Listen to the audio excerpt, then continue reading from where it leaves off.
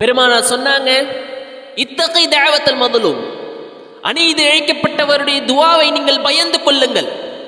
ஒரு அநீதி இழைக்கப்பட்டவர் ஏதாவது அல்லாஹ்விடத்துல, யா அல்லாஹ் கஷ்டமாக இருக்கு, சிரமமாக இருக்கு, முஸ்லிம்கள் கொலை செய்யப்படுறாங்க, இன்னைக்கு பல நபர்கள் தொல்லை கொடுக்கப்படுறாங்க என்பதாக அல்லாஹ்விடத்துல கையெழுதி நாங்கள் அநீதி இழைக்கப்பட்டவர்கள் எங்களுடைய துஆவை ஏற்றுக்கொள்ள யா அல்லாஹ் என்பதாக கூறிவிட்டால் அல்லாஹ் அதனை நெருப்பாக தன்னுடைய வானத்தில் உயர்த்து கொள்கிறான் அந்த துஆவை.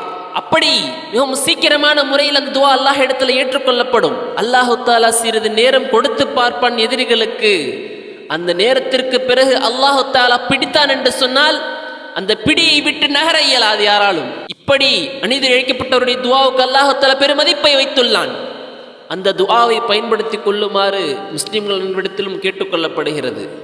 நமக்கு எல்லா விதத்திலும் அநீதம் என்பது ஏற்படுகிறது. நாம் அல்லாஹ்விடத்தில் கேட்க வேண்டிய அதிகமான விஷயம் இந்த துஆவாக இருக்கிறது.